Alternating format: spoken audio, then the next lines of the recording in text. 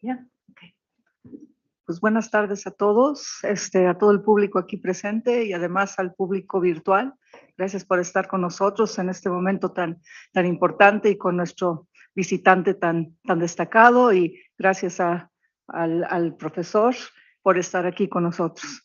Entonces, yo voy a moderar esta mañana tarde. También les aviso o les indico que el comentarista de la ponencia de hoy será el director general del CIDE, el doctor José Antonio Romero Tellaeche. Entonces, lo que voy a hacer primero es que voy a leer un resumen o una hoja de vida del profesor, y después le doy la palabra al profesor.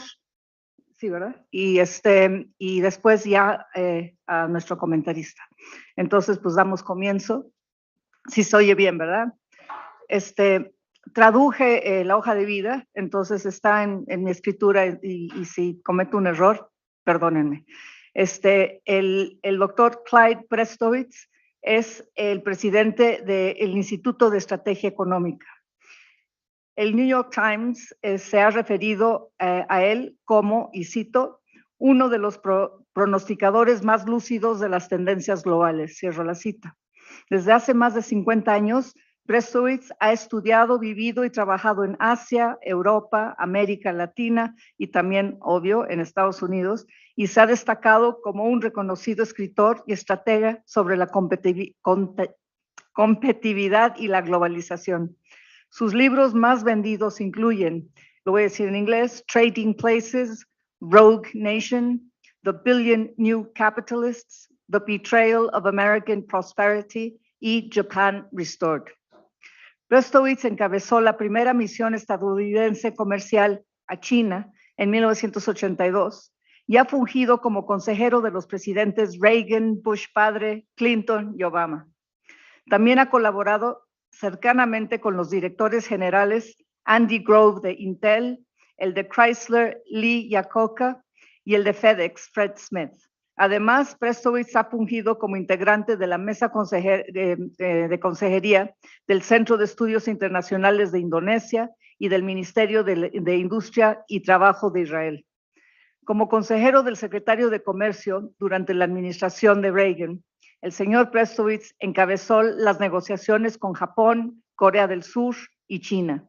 Bajo la administración Clinton, fungió como el vicecoordinador de la Comisión Presidencial sobre Comercio e Inversión en la región Asia-Pacífico. También estuvo en la mesa de consejeros del Banco de Exportación e Importación. Anterior a esto, Prestowitz desempeñó una carrera exitosa en el mundo corporativo, en marketing, y trabajó para corporaciones como el Scott Paper Company en Europa, en Bruselas, el Egon Seuden Internacional en Tokio y The American Can Company.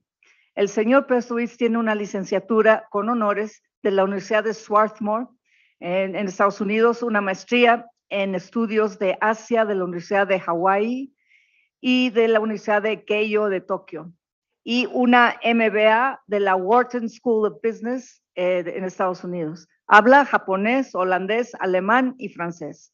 Su último libro se intitula, lo he traducido, se llama The World Turned Upside Down, America, China and the Struggle for Global Leadership, que una traducción sería El mundo al revés, China, América y la lucha por el liderazgo global, publicado por la Universidad de Yale en el año de 2021. Entonces, sin más, le voy a dar la palabra al profesor Prestowitz, y dándole las gracias. Thank you so much for being here with us. Thank you very much. It's a pleasure to be here and to see all of you. And Dr. Garcia mentioned that I've been to a lot of schools, but I want to tell you the secret I didn't actually learn that much in school, but I'll tell you how I did learn things, okay? So for the first part of my career, I was in business. I worked for Scott Paper Company, American Can Company, and for a Swiss consulting company. And in the summer of 1980, I was living in Connecticut, working for American Can Company, selling. In fact, we had a big business in Mexico because all the beer cans here in Mexico were being made by American Can. And I would come to Mexico periodically at that time. That tells you how old I am.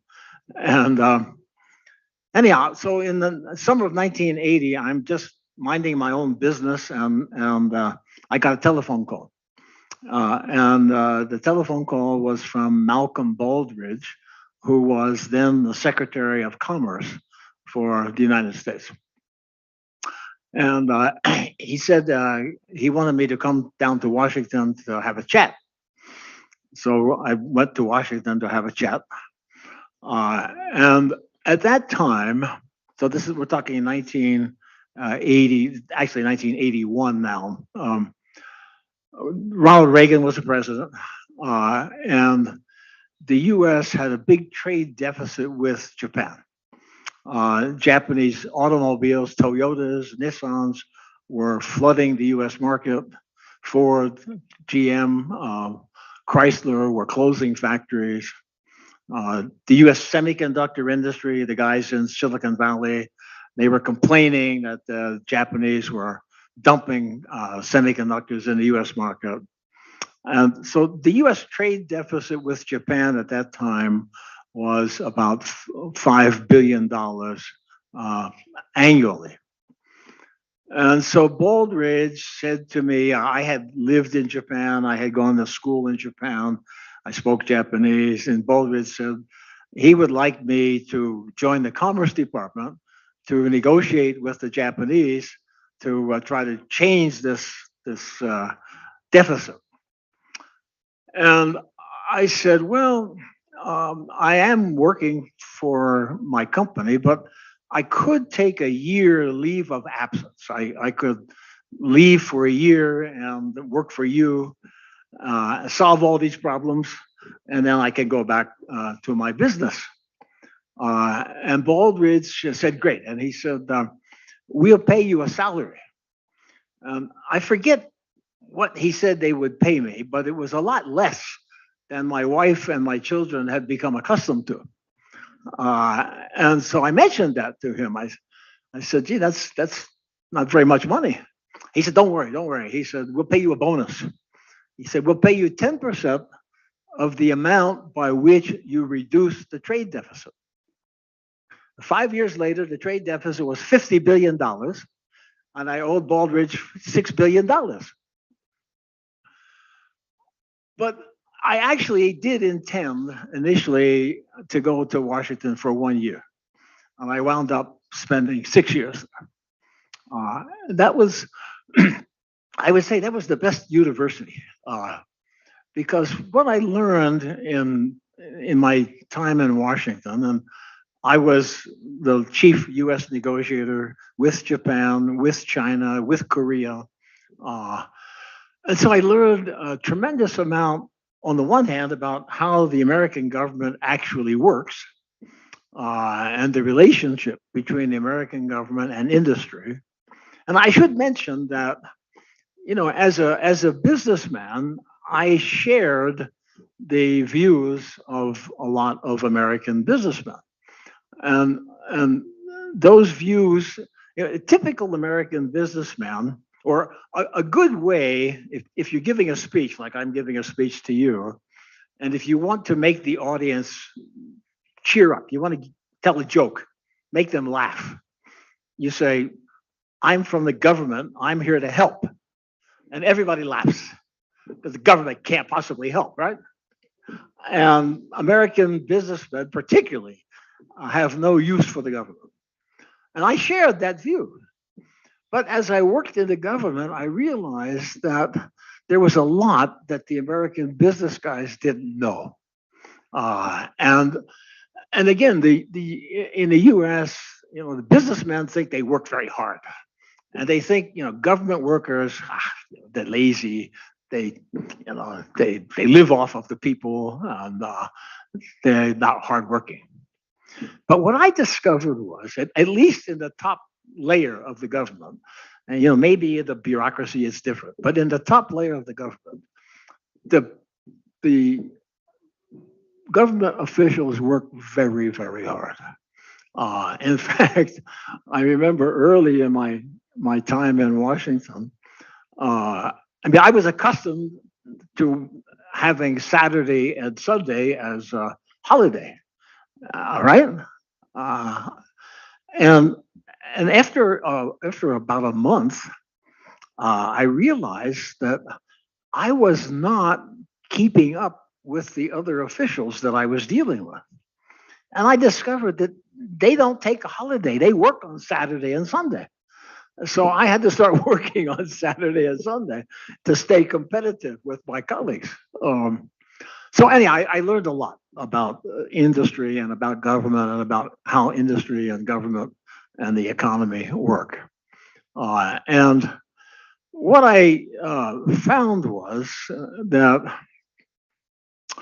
the what Americans, and I would say not just Americans, but let's say Anglo-Americans, so British, Canadians, Americans, Australians, and in this case, Mexicans, what they learn at university about economics is a half truth.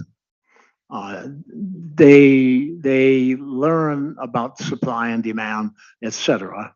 But what the focus is very much on free market, free trade, non-intervention, so the so-called Washington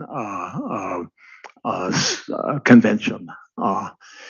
And as I was dealing with the Japanese and the Koreans and the Taiwanese, what I learned was that they had a very, very different idea of how to develop their economy.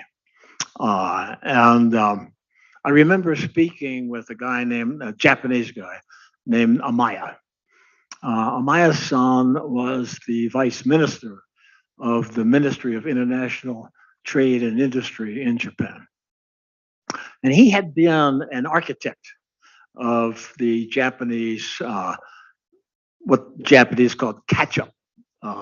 So after World War II, the slogan in Japan was to catch up to the US economically and technologically.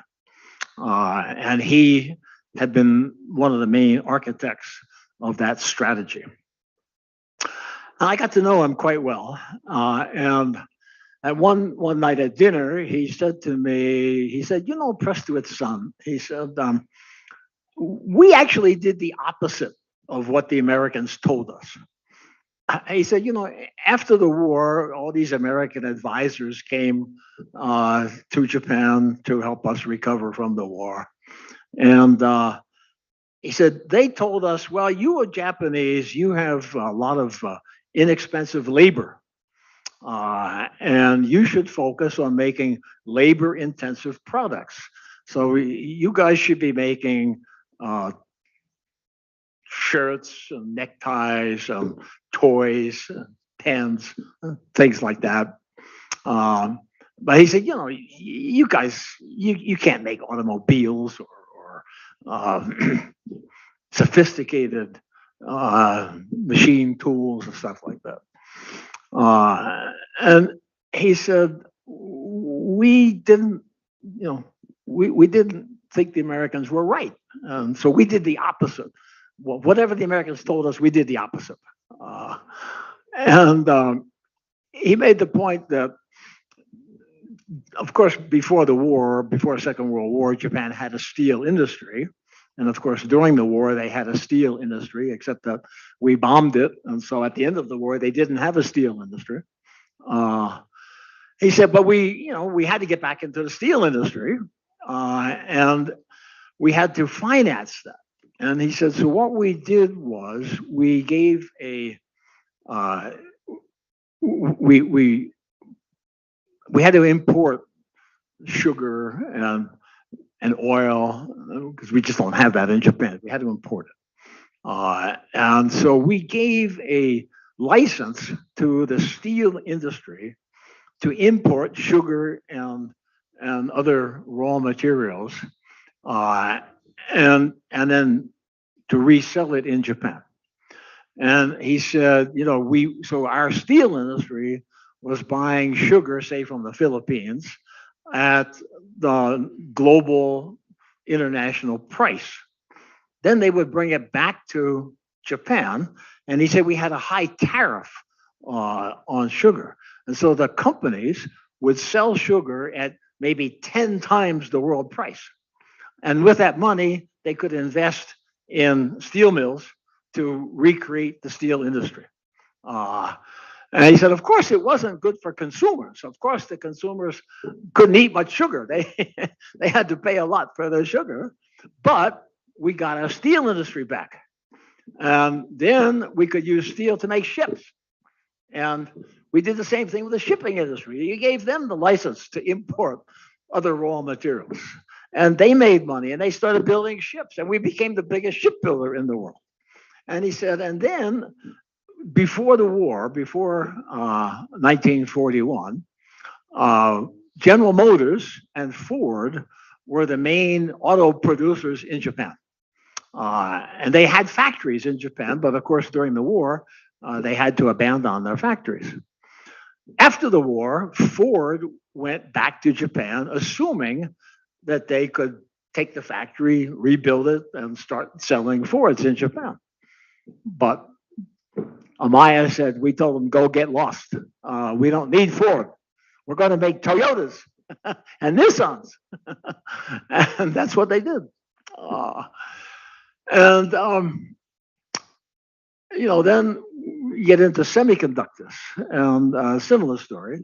Not quite. The semiconductors came along later in the late 1960s, late 1970s, early 1980s. But the point is that Japan, in addition to having an economic policy, it also had an industrial policy. And the industrial policy was aimed at becoming a competitive maker of manufactured products, and particularly of high-tech manufactured products. Now, I have had so many arguments with people like Larry Summers and Bob Rubin from Goldman Sachs in Washington. And Larry Summers, you probably know, is prize-winning American economist. And I've had so many arguments with them because they say, well, we're going to be a services economy. We're not manufacturing, that's old. We're going to do services. So I look at America and I see that manufacturing is about 10% of US GDP. And then I look at Germany. In Germany, it's 22%. Japan is 22% about. Switzerland, 28%. Italy, 17%. Taiwan, like 35%. And I say, God, there's something wrong here. And what's wrong is that in any economy, manufacturing, unless you're an oil producer, but let's take a normal economy. In any normal economy, manufacturing is the most productive part of the economy. The productivity of manufacturing is far higher than the productivity of banking or of cruise rides or retailing. And why is that? And the reason is because, on the one hand, manufacturing lends itself nicely to technological advance. And secondly, you have economies of scale. So, if an auto company builds a big factory, an auto factory, I don't know what it costs these days, but let's say $1 billion, and it only sells one car, that's a very expensive car. But if the auto factory turns out 10 million cars, that's a cheap car. And that's economies of scale. And that's what manufacturing gives you. Manufacturing also in the United States and in every other major country, major economy, research and development, the vast bulk of research and development is done by manufacturers. They spend money on R&D.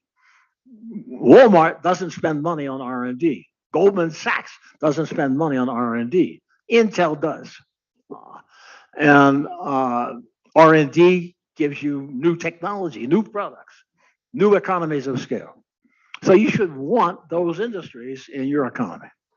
And for a long time, the United States economists didn't pay attention to that. And they assumed that the free market would just automatically produce all of this nice stuff. And they further assumed that free trade, under the GATT, the General Agreement of Tariffs and Trade, and then later under the World Trade Organization, that free trade would kind of automatically allocate resources and technology in the most favorable fashion. And that if you had a trade deficit, don't worry about it, because your workers can leave. Your textile workers, they can stop being textile workers and they can become semiconductor workers or something else. That was the attitude that prevailed in the Washington that I went to in 1981.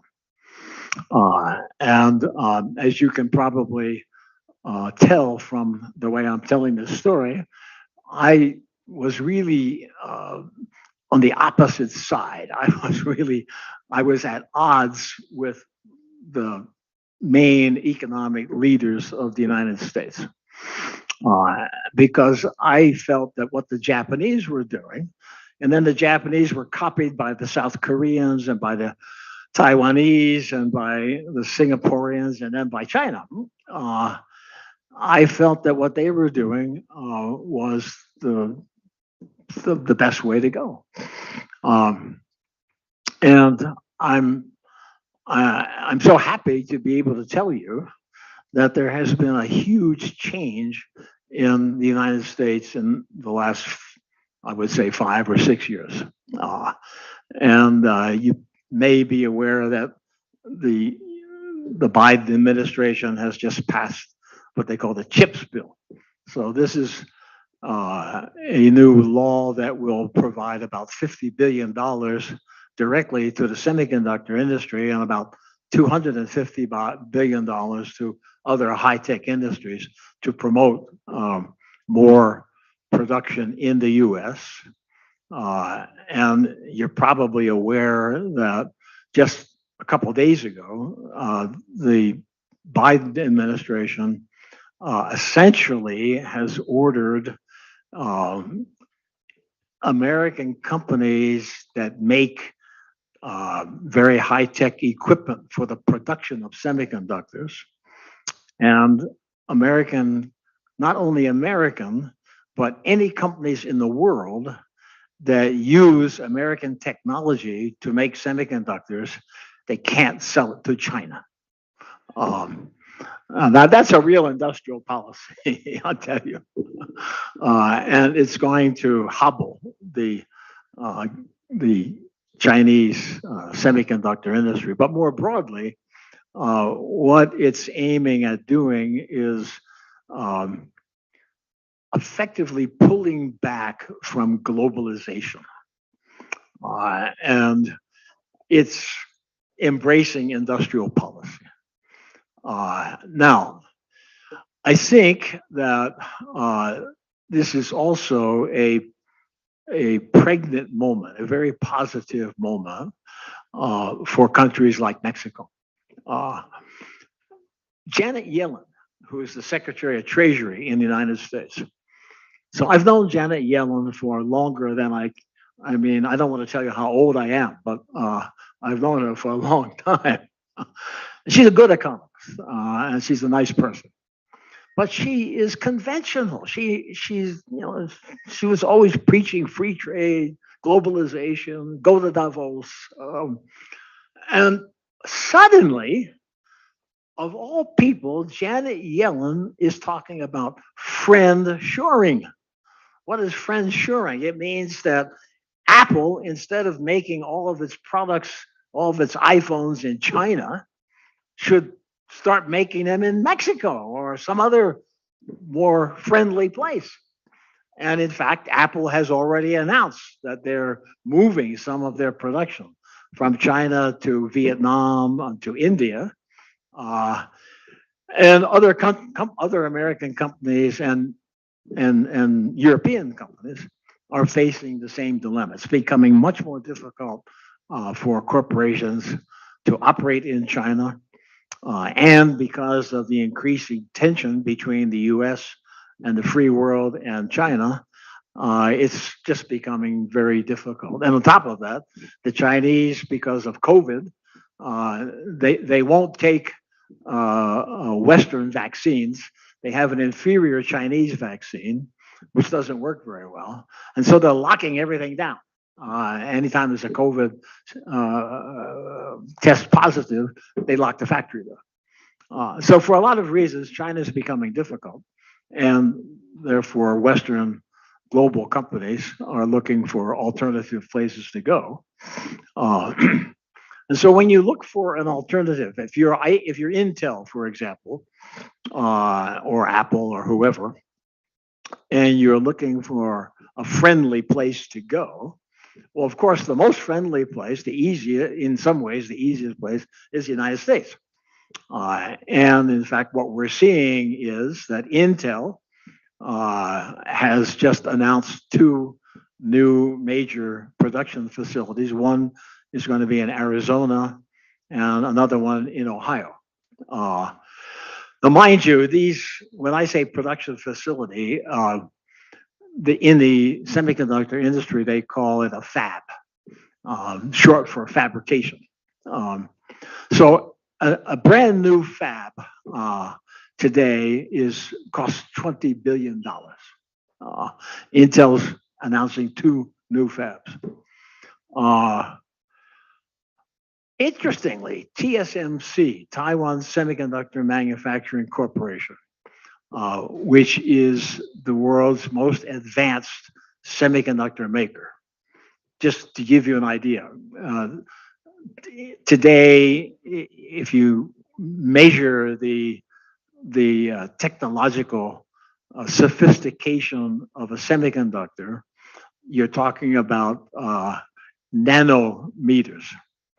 And the lower the number, the better. So today, TSMC is making what they call number two nanometer chips.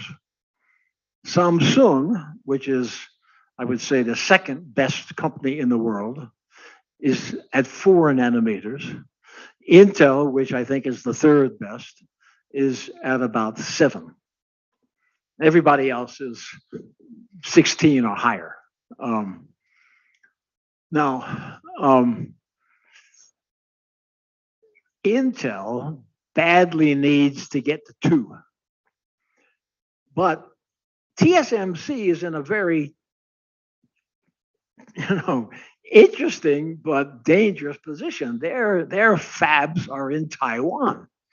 And the Chinese have just been shooting rockets and missiles over the island. And it's looking a little dangerous. And so TSMC has announced that they're putting 2 fabs in the US. And they're putting another one, I think, in Japan. And Samsung is wrestling with what to do because they have a lot of production in China. But their problem is going to be that because they have to make their chips, they have to use American equipment. And the White House has just said you can't use American chip equipment to make chips in China. So Samsung has a problem. They're going to have to figure out where to make chips. But my point is that this is a moment when there's going to be a big reshuffle. I'm using semiconductors as an example, but the same is true for a wide range of industries. Many US and European corporations are going to be moving out of China. and looking for other places to go. And to me, that gives Mexico an opportunity. And particularly, I was surprised to learn when I started, doing a little research, but the average wage level for, let's say, a factory floor worker in Mexico is half that of China. I can remember when China was half of Mexico. So China has, on the one hand, leaped ahead, but on the other hand, it's an opportunity.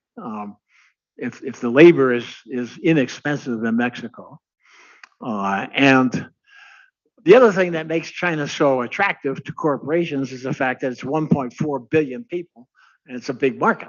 And so, I sit on some corporate boards, and it's easy to see that corporations will take risks to get into the Chinese market that they certainly would not take to get into the Guatemalan market. There's no market in Guatemala, and there's a big market in China. So Mexico's in between. It's not a huge market, but it's a reasonably sized market. But better yet, it's next to the US, which is a big market. And so if you're a corporation and you're looking at getting out of China, at least to some extent, and you're trying to figure out where to go, Mexico has a lot of positive aspects. But what Mexico doesn't have, I hope the police won't arrest me here in Mexico. What Mexico doesn't have is an industrial policy. It's not doing what Taiwan does or what Singapore does or Ireland or all the others who are getting rich.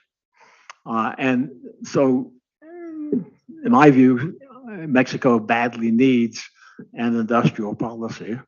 And because the US is now beginning to move more in the industrial policy direction, that should have some intellectual impact on economists and leaders and policymakers in Mexico, I hope. And so I'm hoping that it'll be possible. In fact, I'm having conversation actually with my friends here at CDE about what we should be doing. I say we, us in this room and other leaders, is studying, okay, what exactly does Singapore do? And how can we replicate that in Mexico or do it in some way in Mexico? And of course, we're going to need to have a government that is at least not antagonistic to that, hopefully would embrace it. But it's not, it's not just as simple as saying, okay, let's have an industrial policy. You have to really study, okay, what industries and what are other countries doing? Because you're going to be competing with Ireland and Singapore and other places who also want to get this production coming out of China. And so it's going to require serious investigation and study and thinking, and also distribution of this kind of thinking in the press. Get the leading newspapers and publications talking about it and actually doing their own research on it, and get the leading universities to increasingly teach what's happening and how it can be done. And I think that, in my mind, there's no good reason why Mexico shouldn't have the same average standard of living as a Taiwan or a South Korea or any of these other so-called Asian tigers. I just tell you one final story. I was a little bit involved in it myself, but so TSMC, which is the major semiconductor maker based in Taiwan, the guy who founded that, his name is Morris Chang. So Morris was born in Shanghai before World War II. And his parents managed to get out of Shanghai before the Japanese took it, and they moved to the US. And so, albeit he was born in China, Morris grew up in America, went to Harvard and MIT, and then he worked during his career for Texas Instruments in Dallas. And he retired. I knew him when he was at Texas Instruments. And he retired in like 1986, having finished his, he was in his 60, 65 or so. He retired. And after he retired, the head of the I forget the name of it, but Taiwan had a government ministry dealing with industry. And so the head of that ministry flew to Dallas to meet with Morris. And he said, Dr. Chang, we're trying to build the Taiwanese economy. And now we're talking 1980s. And at that time, Taiwan wasn't a poor country, but it surely was not a rich country. He said, we're trying to build industry in Taiwan, and you're in the semiconductor industry. You know about semiconductors. We would like you to come to Taiwan and help us start a semiconductor industry. And don't worry about the money. We have all the money, whatever you need. Don't worry about the money. Just come to Taiwan and help us do semiconductors.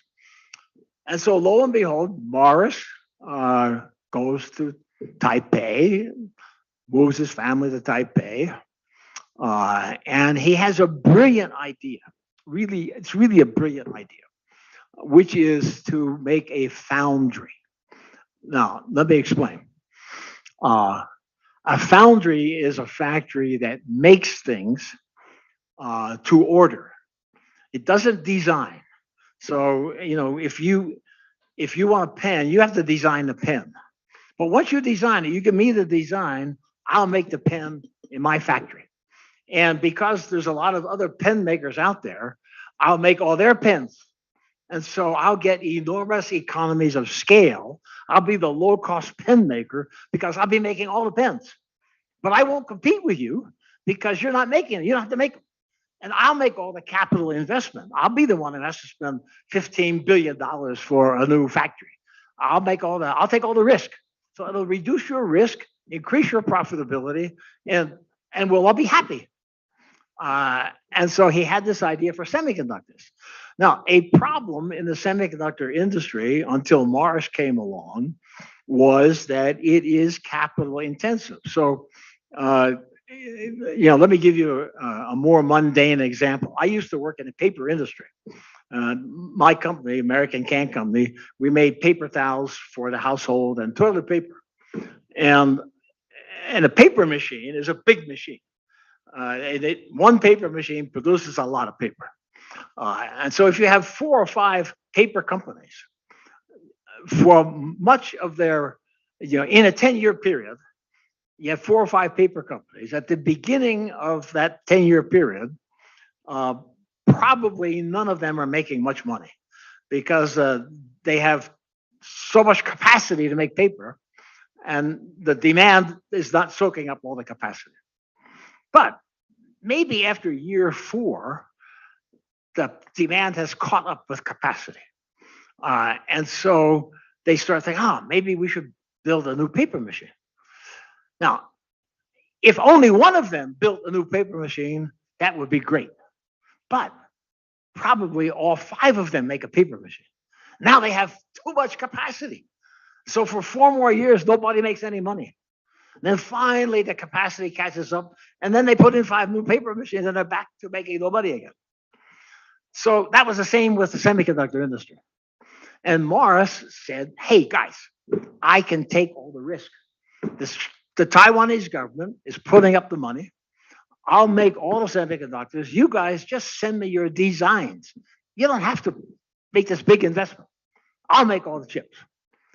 And that has really worked. So today, if you talk about semiconductor companies, of course, everybody knows Intel.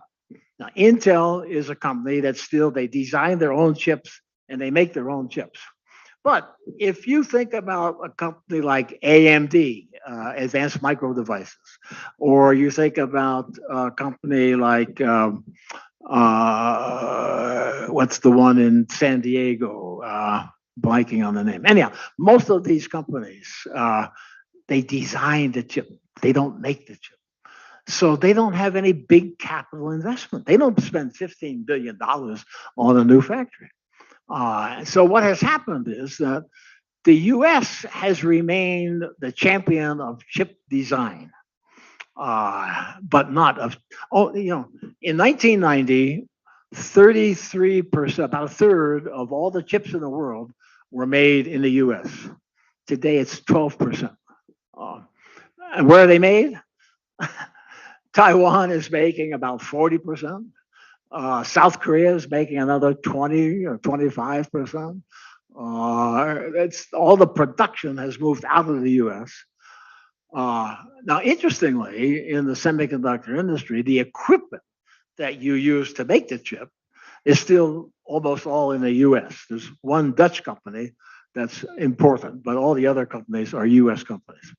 And so because of that equipment and because of the design and the intellectual property of both the design and the equipment is American intellectual property, it makes it possible for President Biden to compel those companies to pull out of China.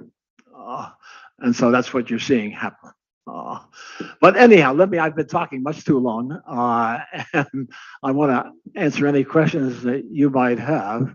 And so let me stop, but let me stop just to urge you to do whatever you can to get a real Mexican industrial policy going. Thank you very much.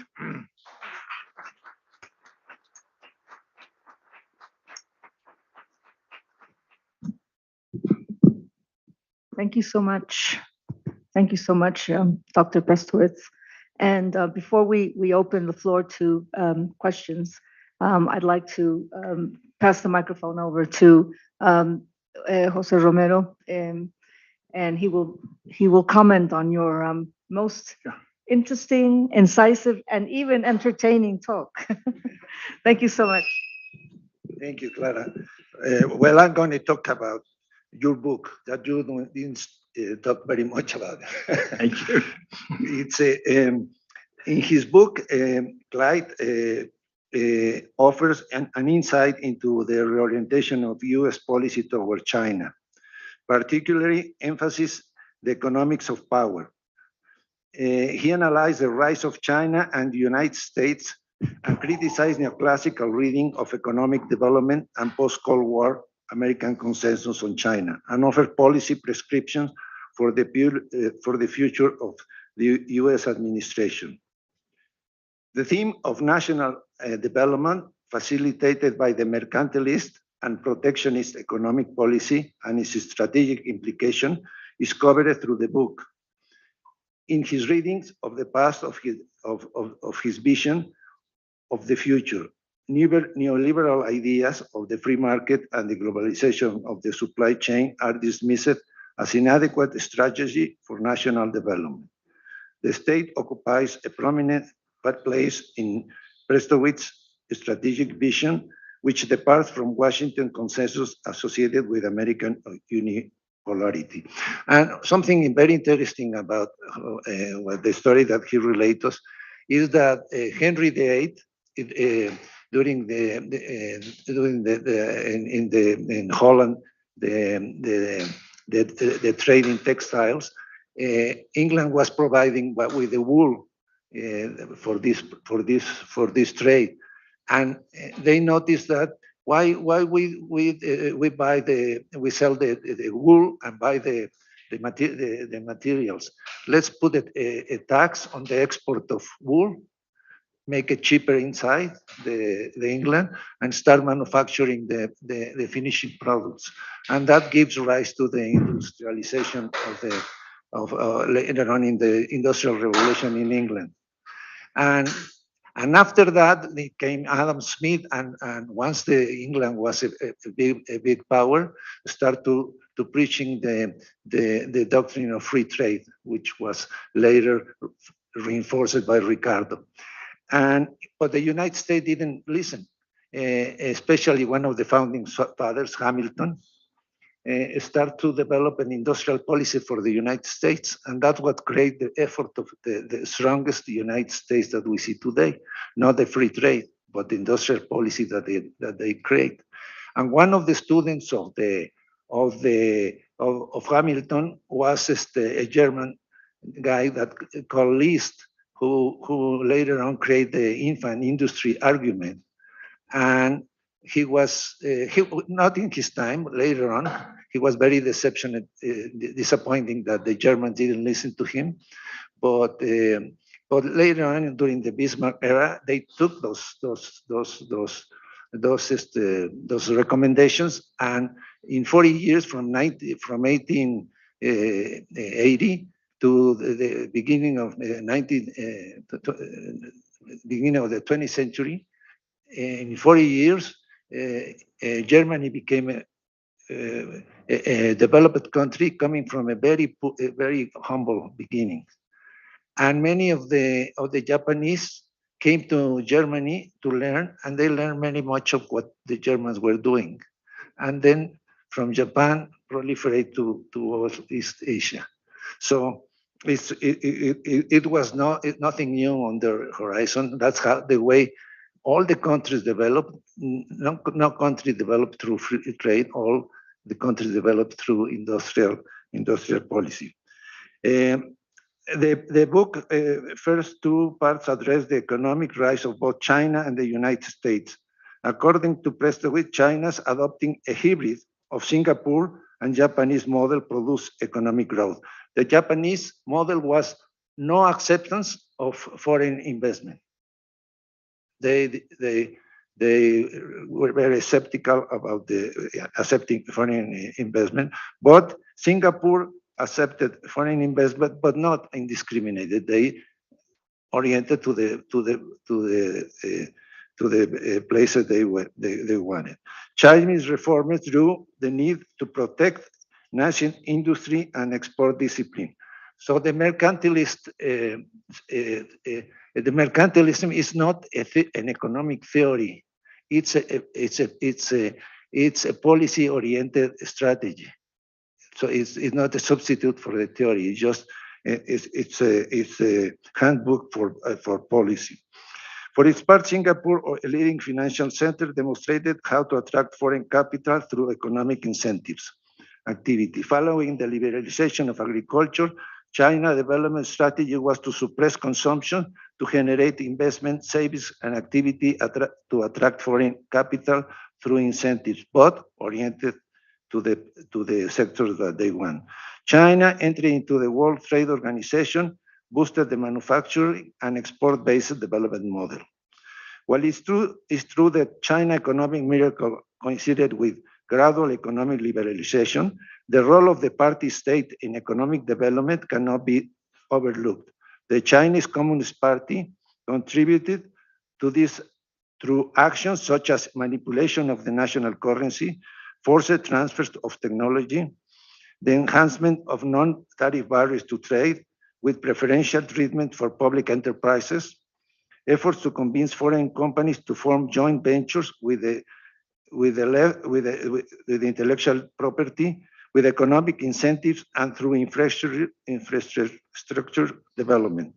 According to Prestowitz, the Communist Party had dispensed with neoliberal defense by following a protectionist path toward capitalist modernity. The same could be said of America's rise to global economic pertinence, based on the adoption of Henry Clay's Hamiltonian vision and the so-called American system.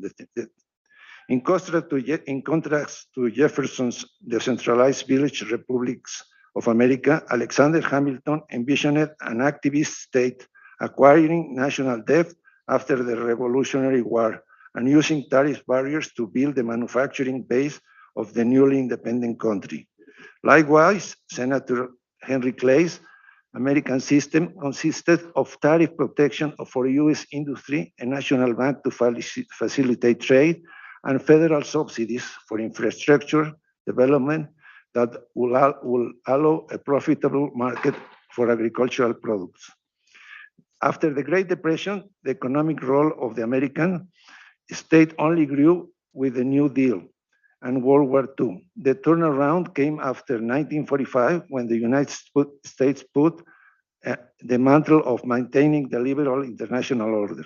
The country post-war boom years and the Cold War imperative to limit communist influence turned American political leaders into defenders of the free trade market system, granting unilateral concessions to allies such as Japan, Korea. In the unipolar days of the liberal rise, the United States ignored the lessons of the recent past of fostering an economic competitor and instead went on to propel to China. Prestowitz focused on specific groups that misunderstood China's economic development and rise. Neoclassical trade economists and advocates of free market and globalization are criticized for the model of misassumption, distorted reading of economic history, ignorance of consumer-centric strategic consideration, and policy prescription that allow the rise of pre-level competitors. Prestowitz knocks the confidence in the business model based on the assumption that everyone wins in the international trade, highlighting that the conflict generated in today's globalized world, in which mainstream economics ignore issues. In addition, Prestowitz shows the folly of engaging with China and propping it up in the hope of visualizing the democratization of economic liberalization in that country, a process that never materialized. In the final part of his book, he shares several radical political prescriptions. For example, the merger of the National Security Council and the National Economic Council, the creation of the Competitiveness Department, a new business pact, and the new World Trade Organization for Democracies. In doing so, he moves away from the dominant neoliberal consensus without a sharp and pronounced turn into China-US relations. It seems unlikely that these policy measures will be taken seriously. However, that does not detract from Prestowitz's analysis, which provides other sensible solutions already incorporated into official policy on the administration of Joe Biden. Just let me make some comments that I got from the book, is that the Chinese Communist Party is very involved in all the activities of the Chinese business. And it has a very well established strategy of becoming the new power in the world, and makes all the efforts to achieving so. And he has different strategy than the United States. He gives grants, he constructs infrastructure and so on to make allies all over the country. And that poses a threat to the United States and to what he calls, from the language of the Cold War, the free trade, the free world. And he said, you mentioned, we can discuss that the US and Europe and Japan needs to defend themselves against this the appetite for China for dominating the world. And in a way, that's why he wants to have an industrial policy in the United States to make America great again. That's the slogan of Trump. And for that purpose, they need Mexico to get involved in this strategy. But as we mentioned in the conversation, yes, we will be very nice to make alliance with the United States, but we don't want to be maquiladoras anymore. We want to be part, and we want to be partners in this new era. How we can do that is association with foreign companies to do this process. There is a model taken by Japan, Korea, and China who create big conglomerates with their own brands and make an independent economic system. And there is another pattern, which is Taiwan. Taiwan, if you notice, they don't have big brands. It's just make parts for other manufacturing products, as he described. And Mexico already has these transnational corporations, which are very strong in Mexico, which are the automotive industry is Mexican only in the geographic sense because it belongs to the United States and other foreign companies. So how we can have an industrial policy? We cannot start from zero, get rid of the transnational corporation, and start with doing our own companies. We cannot do that.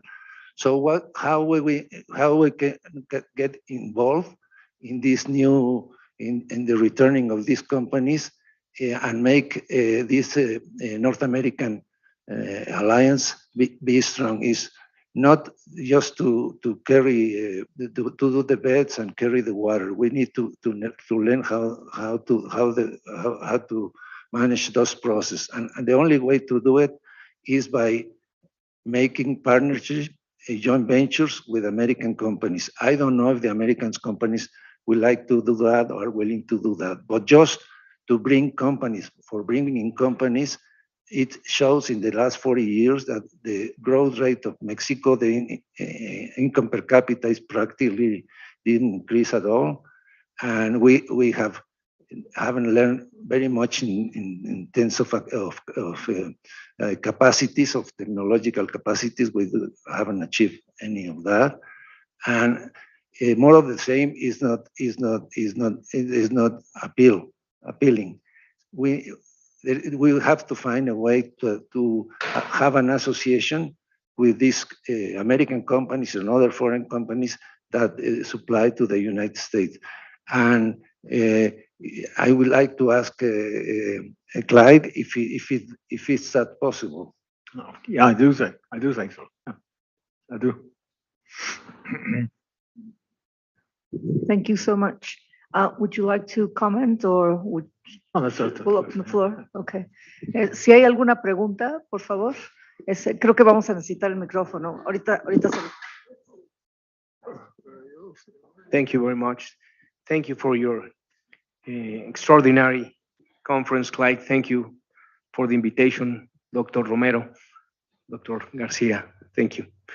I have a question, Clyde. Reading your book and listening to you, I think that part of your thesis here is that geopolitical issues dominate the decision making when you talk about economics. So what the U.S.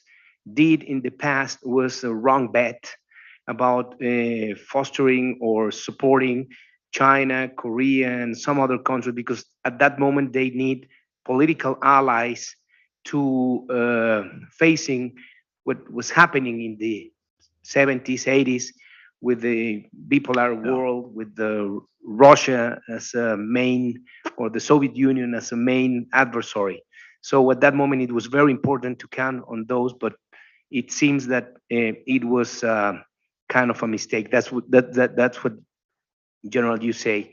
And my question would be, now at this moment, we see that something that could be understood as a new order, new world order, is taking place, in which the U.S. has a major competitor in China and the South Pacific countries and these other models. So it seems like there are two different economic models in conflict.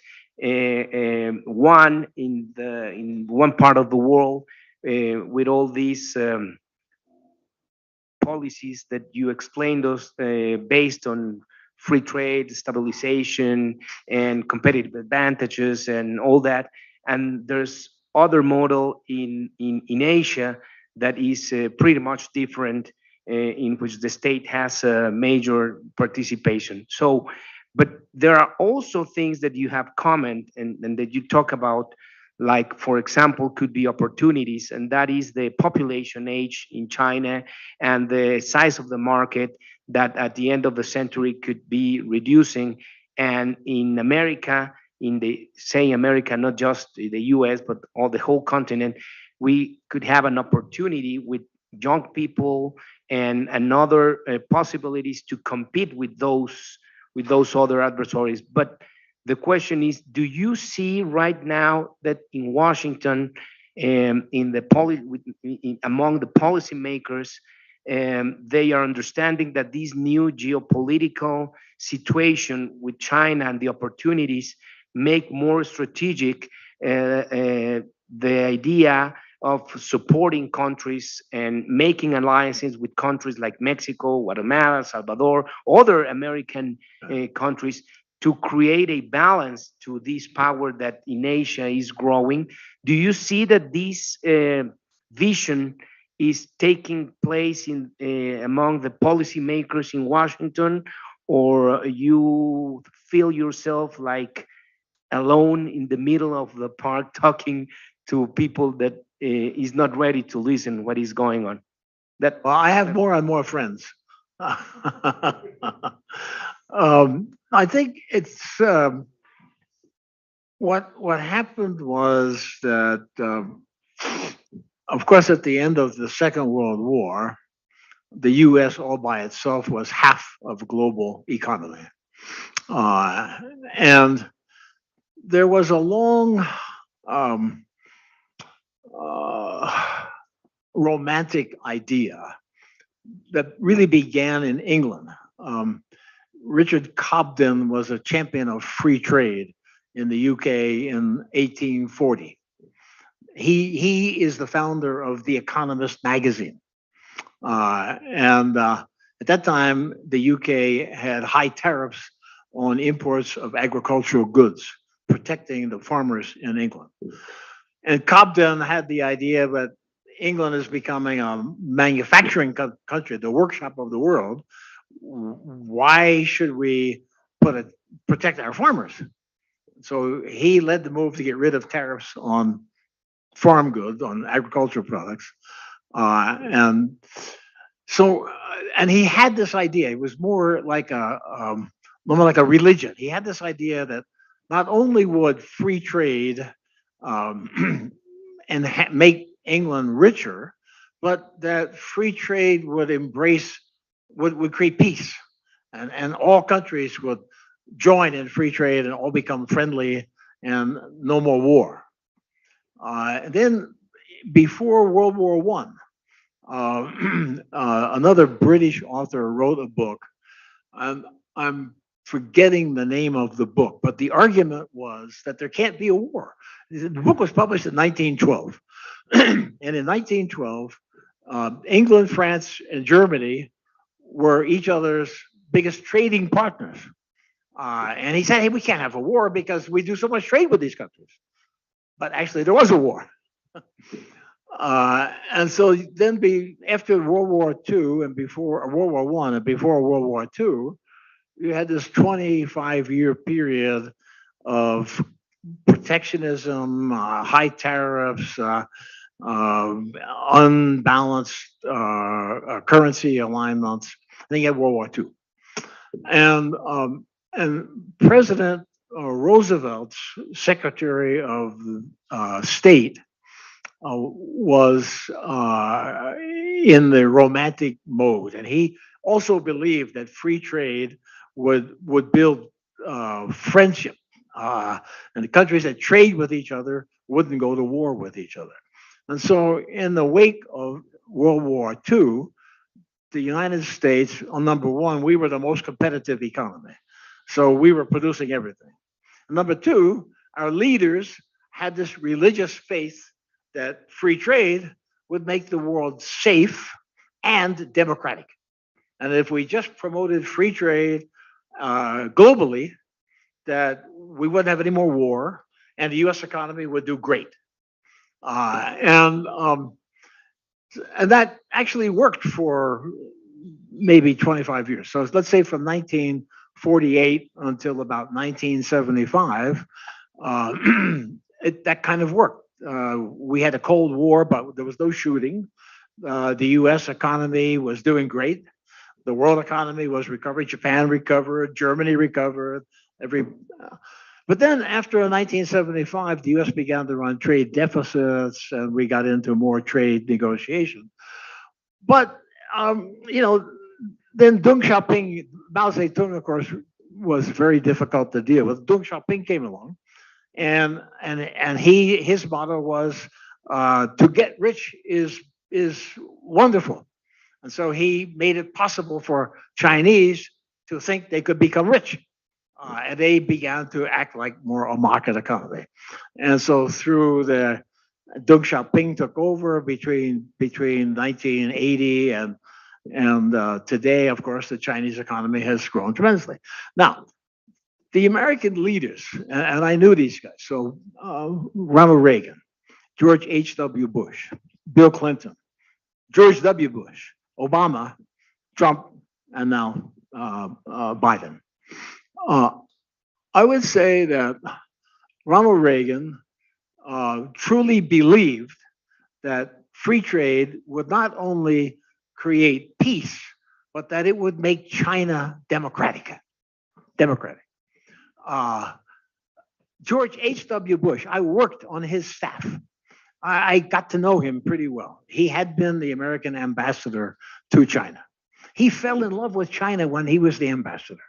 I don't know why he fell in love, but he did. And so in June 4, 1980, the students were rioting, demonstrating in Tiananmen Square in Beijing. And eventually, Deng decided enough is enough, and he sent in his tanks and his army, and they killed, we don't really know how many kids were killed, but at least 500. And now, George H.W. Bush, Father Bush, was president. Now, imagine you're president of the United States, and China has just sent in their army to kill some of their leading students. What do? Well, what Bush did was he sent Brent Scowcroft, his national security advisor, immediately the next day to Beijing. And what was the message? George Bush is your friend. He will keep the boats from rocking. He will have to take some measures that show displeasure, but don't worry. It's okay, Deng. It's okay. And so the U.S. continued. I led the first trade mission to China in 1982. September 1982, I took 400 American businessmen to China. And my job was to encourage them to invest in China and to start producing in China. And I can tell you, I was shocked by the poverty. There was no stoplights in Beijing, not a single stoplight. There wasn't a car. Everybody was riding bicycles, wearing black Mao suits, really poor. And it was hard to imagine. And I kept going back to China. And so by the 1990s, China was beginning to look more like an economy. And a lot of American and European companies had invested in China. And then you have this shock of Tiananmen Square, and the U.S. didn't express any strong new policy. And so everything kept going. Bill Clinton ran for president in 1992, and Bill Clinton's slogan was "No more dictators from Baghdad to Beijing." So at that time in Iraq, of course, Saddam Hussein, and so Clinton is saying, "No dictators," right? So then he wins, he becomes president. And what did he start to say? Positive engagement. We're going to engage positively with China, right? And he began to say, well, free trade will democratize China. And in 1997, the internet, the worldwide net, began to become a real thing in the early 1990s. And China was part of that. So in 1995, you could go on, it wasn't Google at that time, but you could go on the net and you could tap in something, ask information about China, and you would get the answer.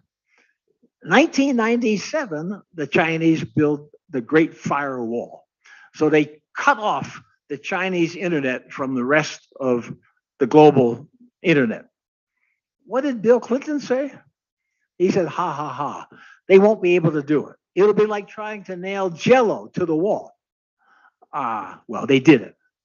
Okay. 1999, 2000, Clinton, in 1998, the Clinton administration began negotiation to bring China into the World Trade Organization. And then George W. Bush became president. They continued the negotiation. So China became a member of the World Trade Organization in 2001, but embraced by both Democrat and Republican presidents. And Bush W. said that free trade inevitably plants the seeds of democracy. Wherever it goes, democracy will follow, right? So it wasn't until then in 2012, Xi Jinping became the top man in China. And document number 9 was released by the Chinese Communist Party.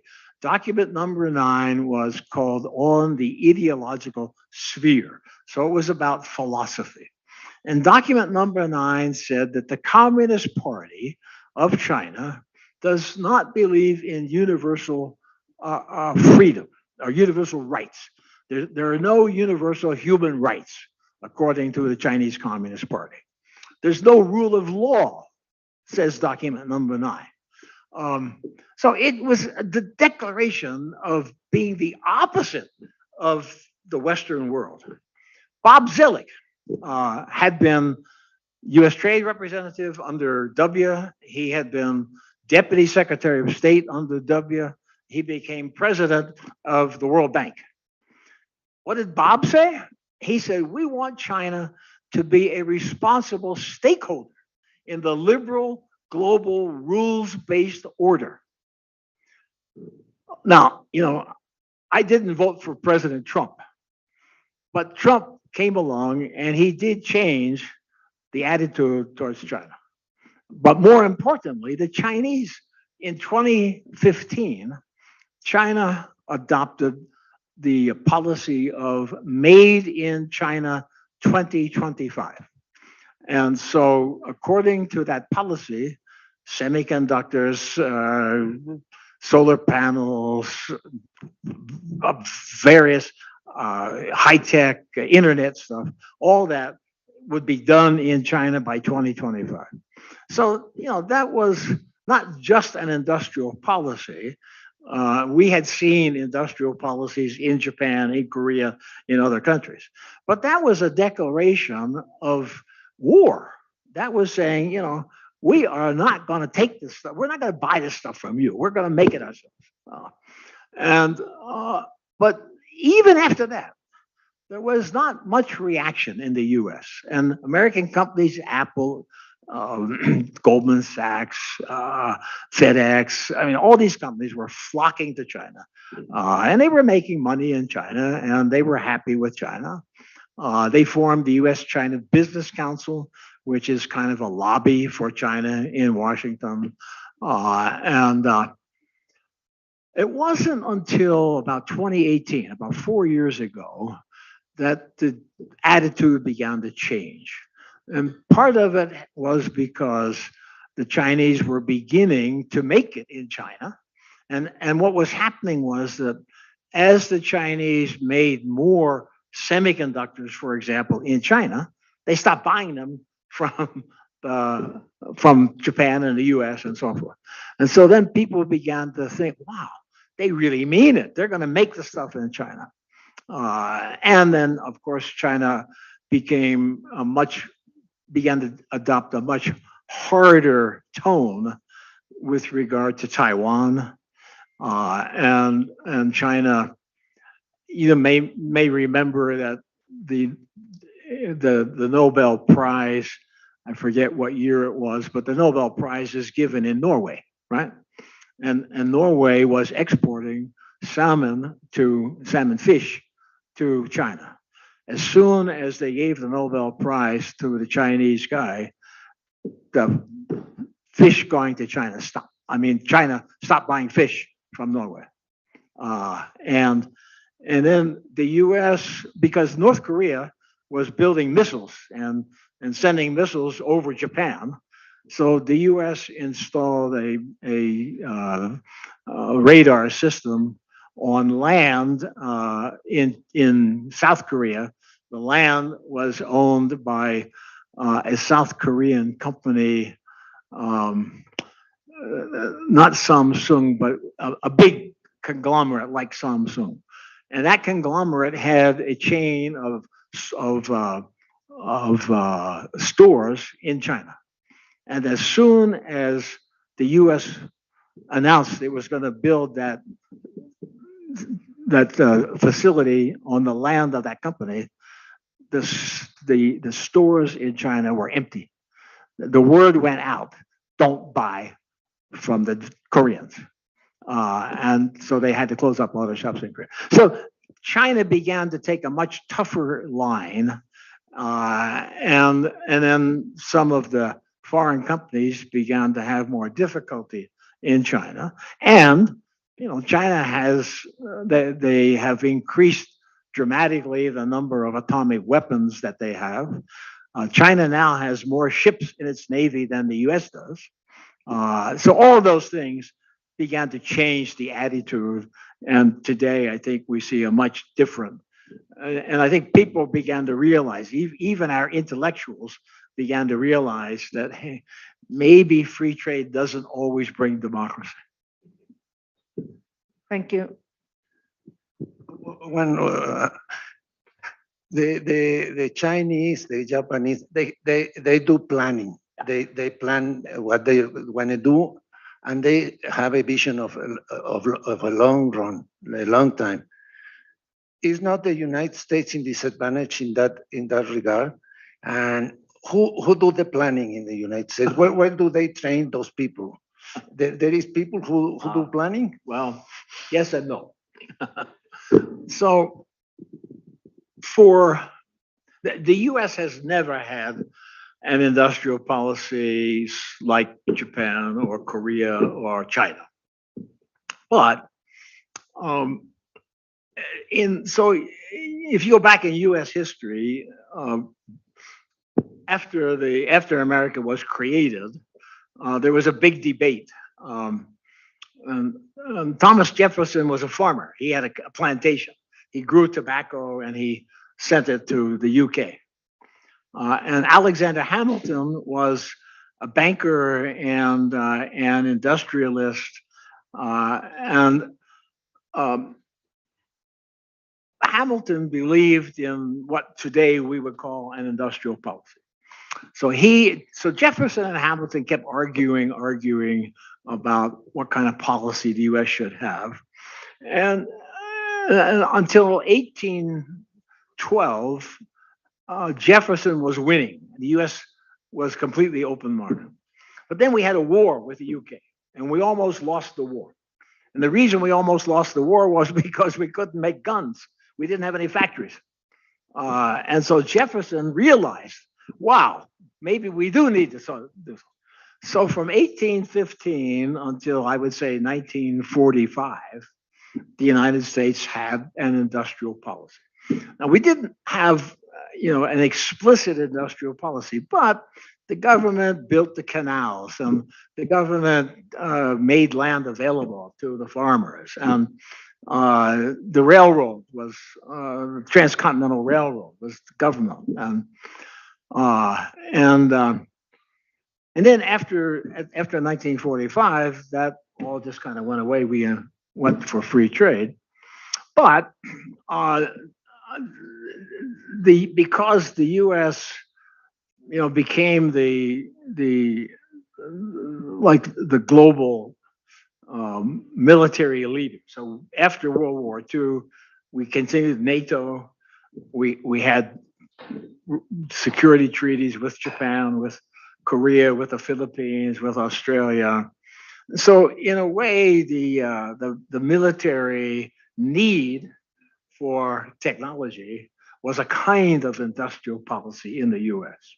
And so we're talking semiconductors. Well, the biggest investor and funder of the semiconductor industry in America in the early years was the Defense Department. And the U.S. Defense Department has a special branch called the DARPA. It's the oh God, what does DARPA stand for? I'm blanking, but it's it's focused on developing new technology. And so DARPA will look at that's Defense Advanced Research Project Agency. So they'll look at all kinds of advanced in the technology, fund some of it, and try to see how it can be made useful for defense purposes. But there's no, I mean, we have a Council of Economic Advisors. They don't do any planning.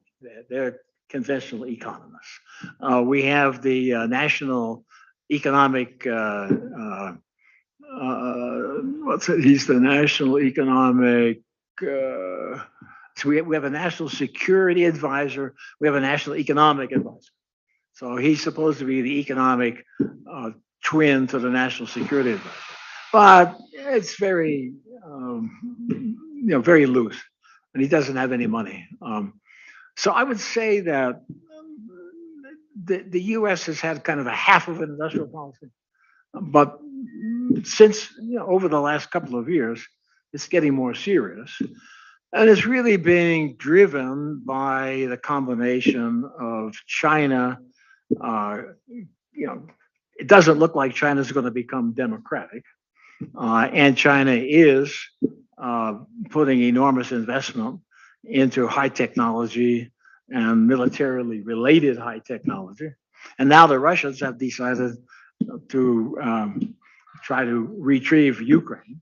And so all of that is pushing the US in a more industrial policy direction. Is there another question?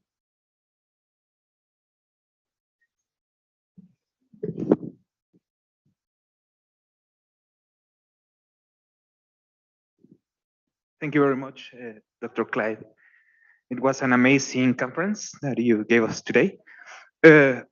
So I have as a comment, perhaps, Mexican industrial policy for the last 4 years has been given by the governance of the companies that come to Mexico and manufacture their products in order to go back to United States as a global value chain.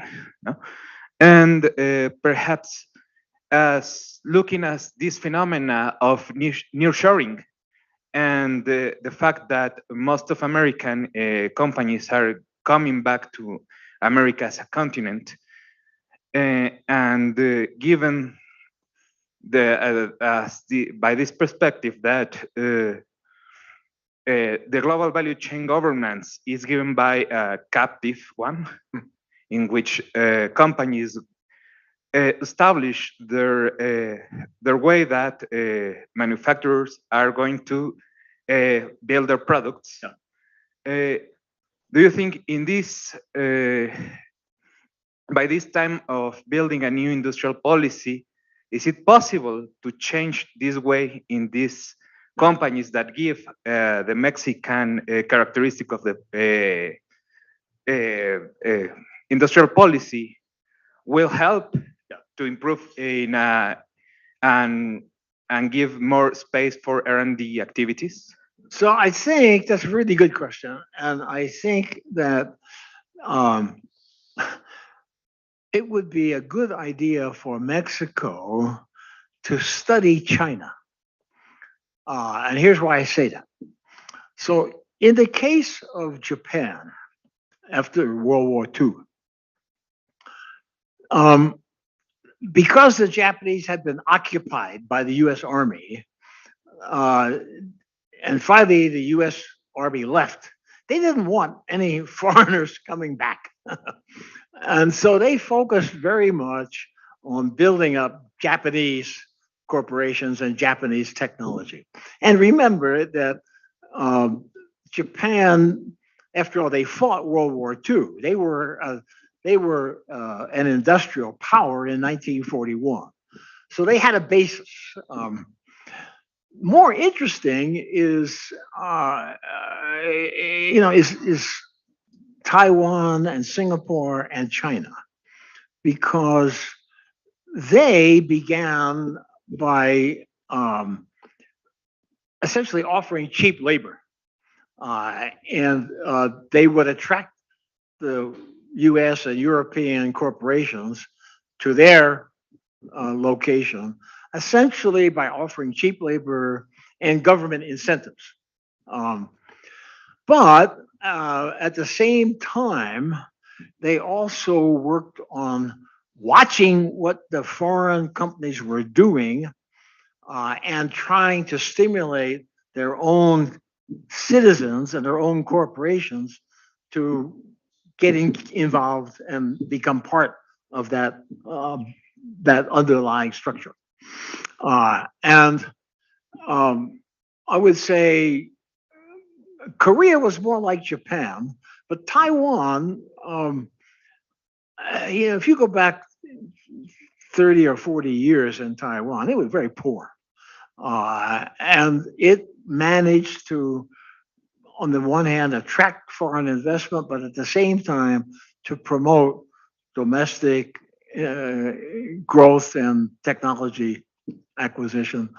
And China is the best example. The Chinese realized that they studied very carefully. They studied Japan, they studied Singapore, but they realized that they were too far behind. They couldn't catch up just by themselves.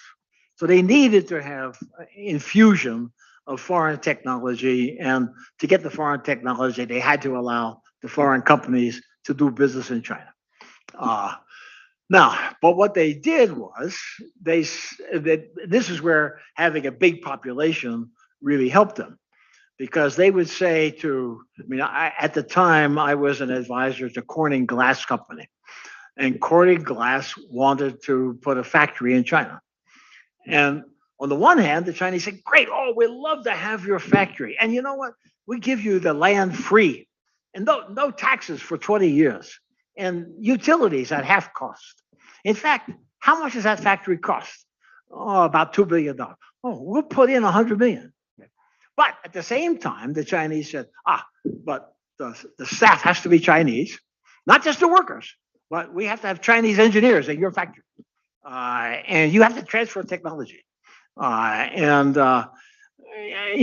there was a lot of pressure from the Chinese government to transfer technology to China. And what we found at Corning, I'm laughing, but it's it's sad, but it's funny. So Corning built a factory. It was first rate, state-of-the-art factory. Within 2 years, there was a new factory built across the street. And it was kind of a copy of the Corning factory, but it was owned by a Chinese company. And Corning was still there, still selling, but so they realized that they were selling less. And the other company was selling more. Now, you can't do that as easily in Mexico as you can do that in China. In China, because the Chinese Communist Party is king, they can tell you to do it and you'll do it. In the US, you can't do that. And Mexico also, you can't do that. But the Taiwanese managed to get foreign technology transfer, and at the same time, they build up domestic technology.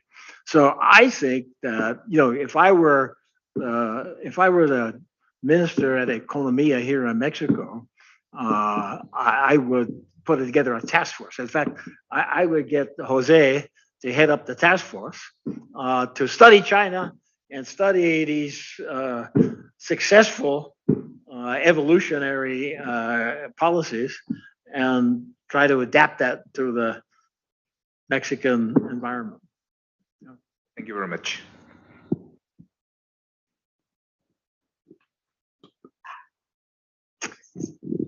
Thank you again. We've got time for maybe another question, if anyone is interested in making a comment or question.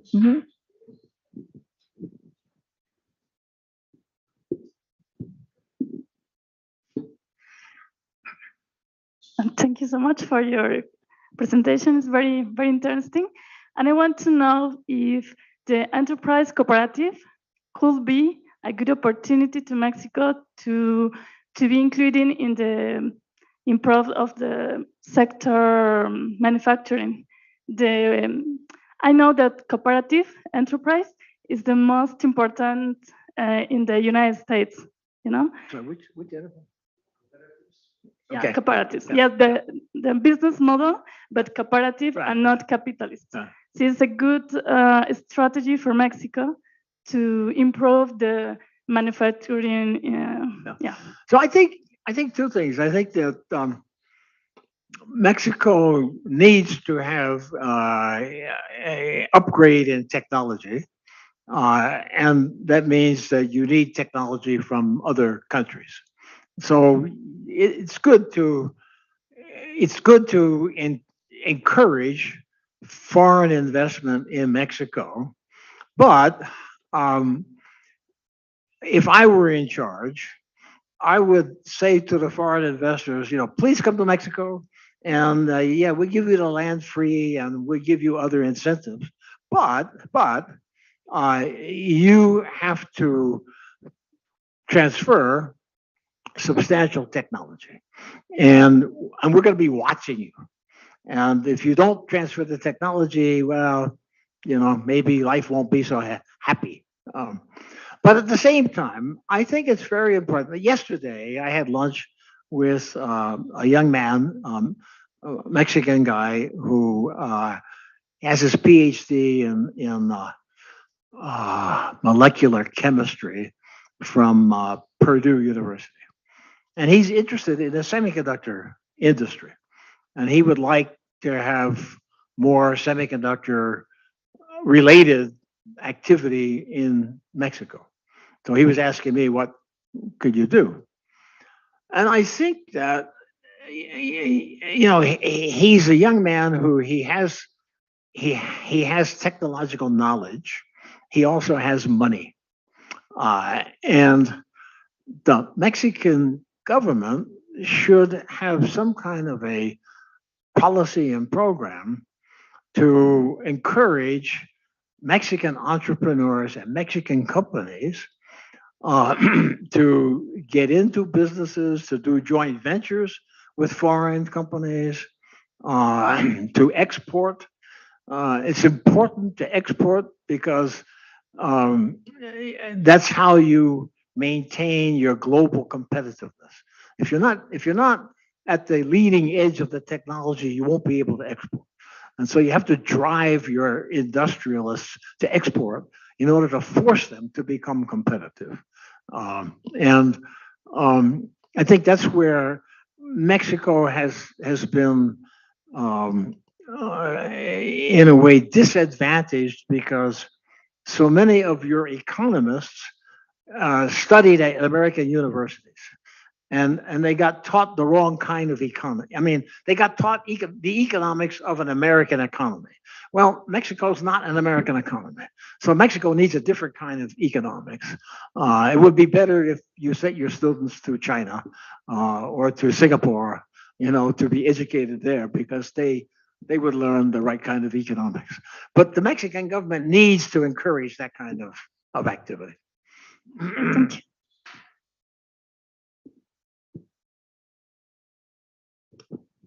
Okay, we still have a bit of time. Todavía tenemos un poco de tiempo. ¿Algún otro comentario? If you don't mind, if there can be another question. Yeah. Sí, a ver. Ay, qué lindo.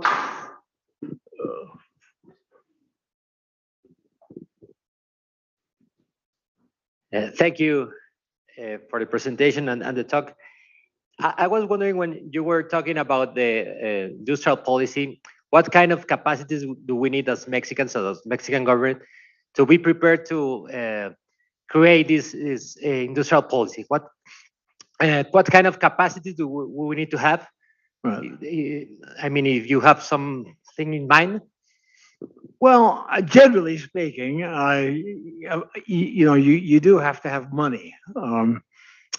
But you can encourage money with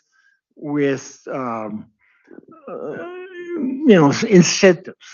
So like as I was mentioning, maybe I didn't mention this, but back in around 1998, Intel was looking at should they put a factory in China, and the CEO of Intel at that time was Andy Grove, and Andy Grove had been a refugee from Hungary. He escaped from Hungary during the Hungarian uprising against the communists in 1958 or something, and he came to the U.S. Typical immigrant story, but he didn't trust the communists.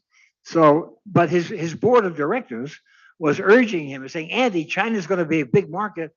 We have to do something in China.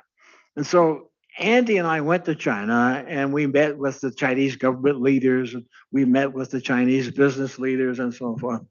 And it was really interesting. And maybe there's a lesson here for Mexico also. But on the one hand, every meeting we had, the Chinese would say, Mr. Grove, you have to maintain a high image here in China. And I kept wondering, what the hell is high image? What is he talking about? And so I talked to one of my Chinese friends and I said, what's this high image stuff? And he's Clyde. He said, get real. He said, what they mean is that you have to play the game, and the Chinese Communist Party is going to be watching you, and you're going to need to transfer technology and be seen by the party to be contributing to China's advancement. So on the one hand, China was using a fist, and politely they were saying, you have to maintain a high image. What they were really meaning was, if you want to come here, you better straighten up and fly right.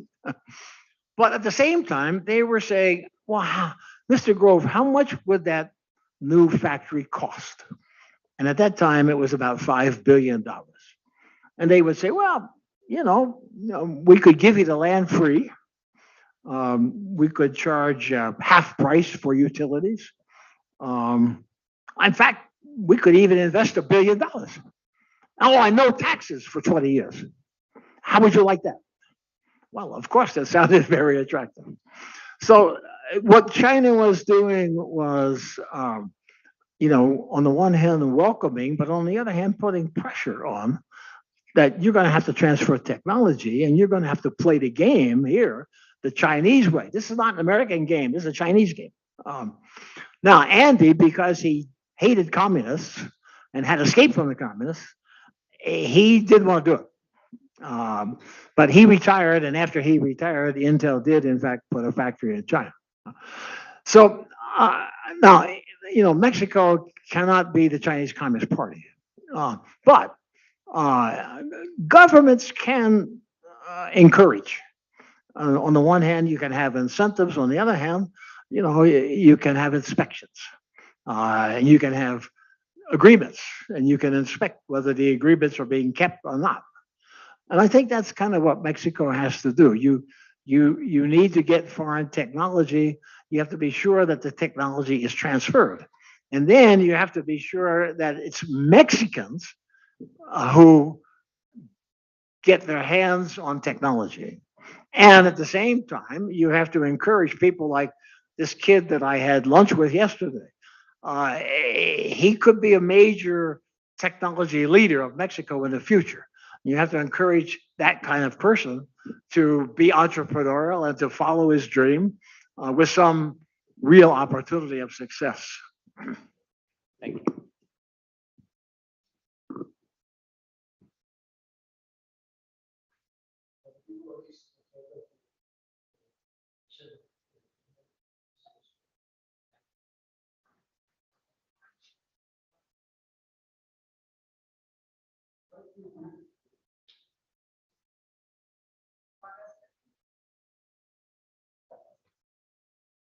You need new technology.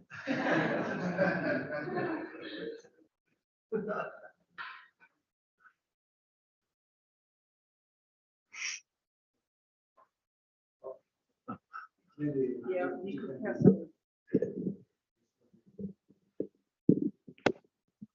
Many of the economists were trained in the US, and they are trained to regulate the economy, not to develop the economy. So, and in what you do with those economists, and which is better prepared to take this task, the public administration or the economists themselves? The economists have less ideological bias, I guess. I'm not sure, but what do you think? Just to. Good question. Well, I think the Republicans they're not, they are very pro-business. But being pro-business is not necessarily being for industrial policy. The businesses want to be left alone. They don't want to pay taxes. They want to be free to transfer technology to China if they think that will help them in the Chinese market.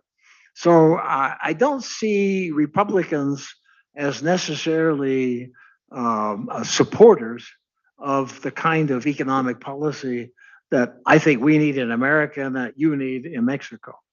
And on top of that, a problem in the US is that the corporations, most of whose CEOs are Republican, but the corporations, because they can make political donations, they have enormous political power.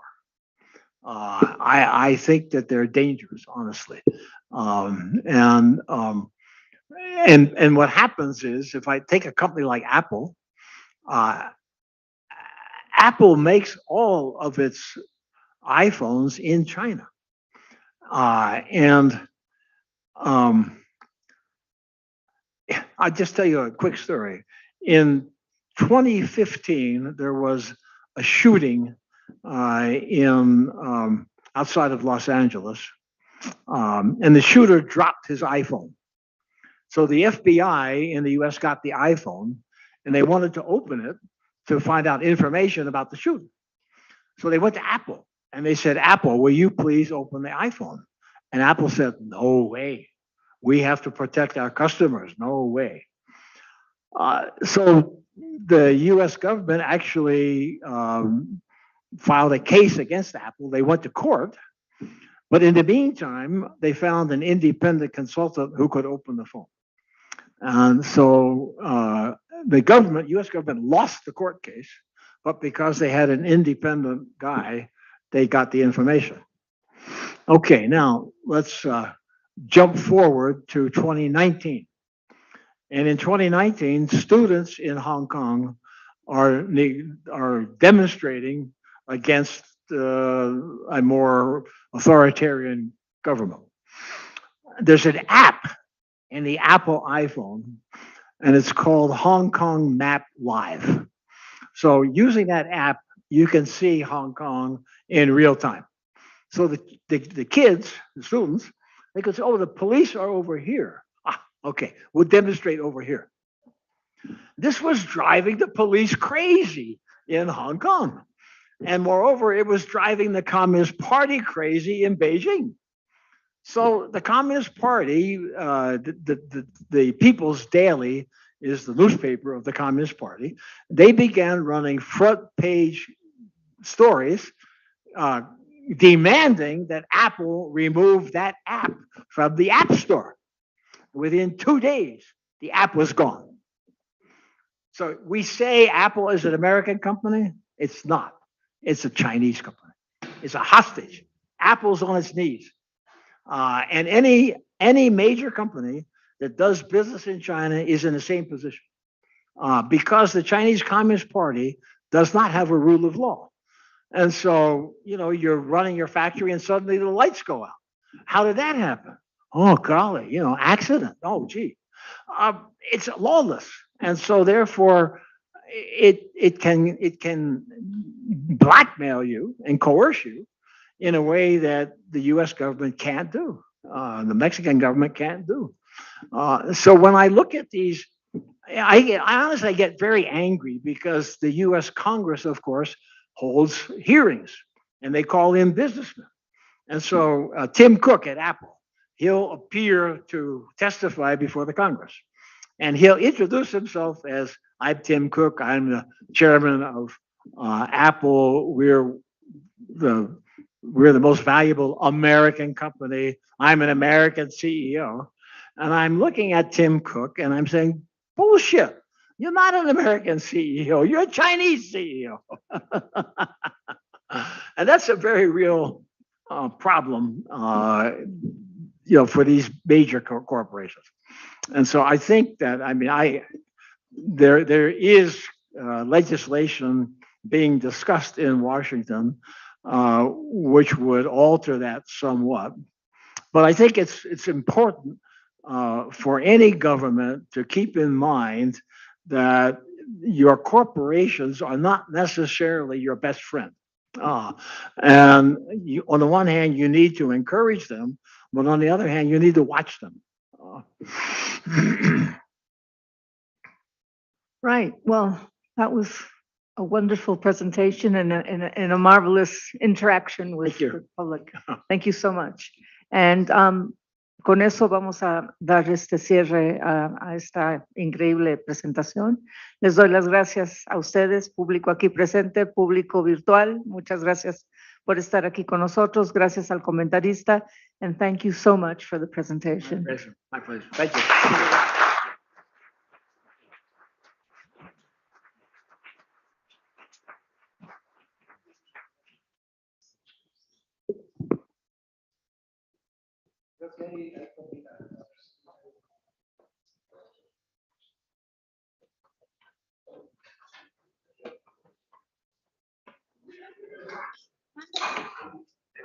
Thank you. I'm a stranger to some of the story of the 18th century. I like it.